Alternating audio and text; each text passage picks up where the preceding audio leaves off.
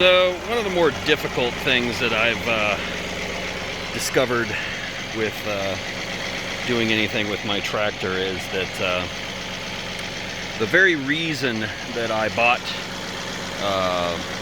this size of tractor is so I could get into areas like this. This tree is just beautiful, and it's got this limb that goes all over the place, and the tree's actually kind of leaning over there. I might actually have to do something with that if I stay here too much longer. But I don't want to hit this tree limb at all. Not even like the little, well, I mean, like this stuff that kind of bends, that's fine.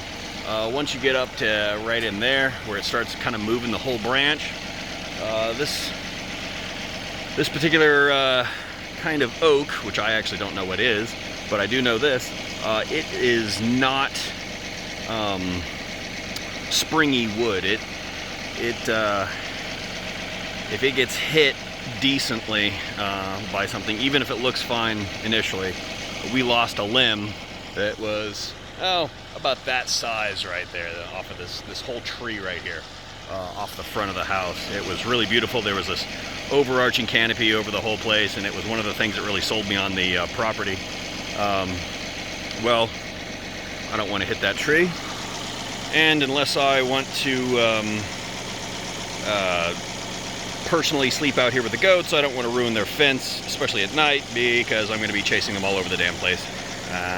Well, actually at night they probably just hang out here, but if there is a breach, they head straight for my lovely wife's beautiful flowers that I planted, and they absolutely buzzsaw anything that humans would like the look of, goats love the taste of. So they destroy rose bushes like you wouldn't believe. Thorns are not a deterrent, so, you know, generally speaking, you don't. I want the tractor right here between this fence and barely touching that tree is okay, but anything past that, no good. So it has to be small, and this thing is just perfect. I mean, would I love this thing to lift 5,000 pounds and go 70 miles an hour? No, probably not, because I don't want to die in a rollover accident with a tractor, even though I've got the ROPS and my seatbelt on. No, but I mean, if it could lift 2 of these rocks, that would be great, but that's just not what I'm gonna see in a size like this, especially a weight like this. I mean, you could get a skid steer that weighs 3 times what this tractor does, and I could probably have flipped that rock out of the ground first try, and assuming that I could spend the $69,000 or something like that, and not get absolutely clubbed, would I still want it?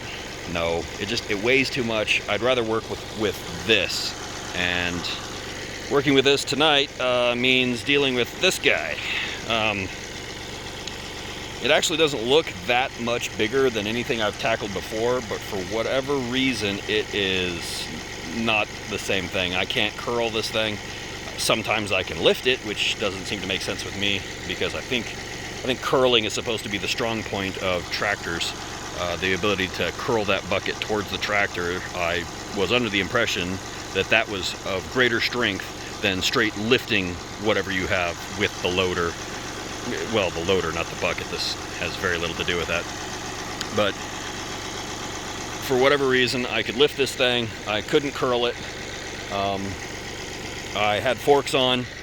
I moved it from right there where you see this little ring of rocks right here. I gave it a backrest, and I kind of wedged him in there, so it would have to have rolled over the top of the rocks or rolled into my forks, and it elected to roll into my forks, which was nice.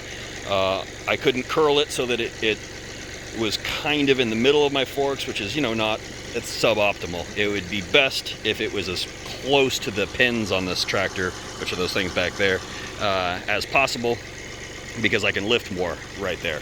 And that's what curling kind of does for you. It rolls it back, and then the closer to the tractor, the less leverage it forces on me. You think of, you out here with a metal shovel like that guy there, because I can't find a pry bar to save my life.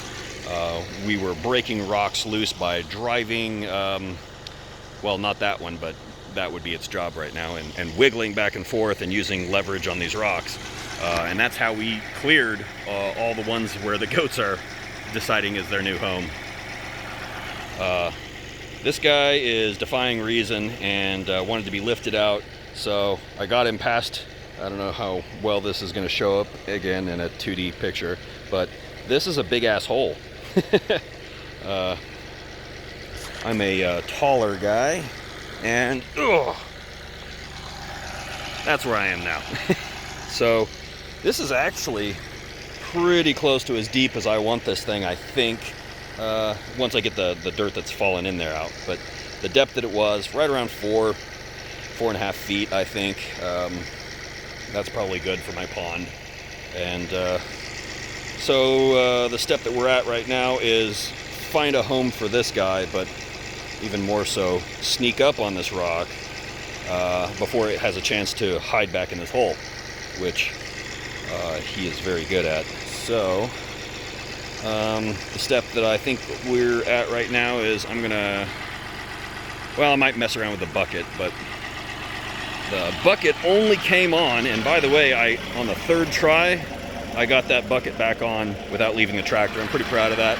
I didn't move the tractor, I just couldn't get that side hooked. I got the other side hooked twice, lifted it up, and this thing was forward of that, the JDQA or whatever the hell that thing is. It was not in that little cradle right there, both times, and then the third time I got it. Oh, and my wife is out here filming goats. But what cost me that rock wasn't actually the forks, it wasn't the weight, it wasn't anything like that. It was the fact that I decided to put dirt right here. And so I had a little bit of a berm here, not much. I mean, I want to say like that. No, it was probably that distance or a little more. And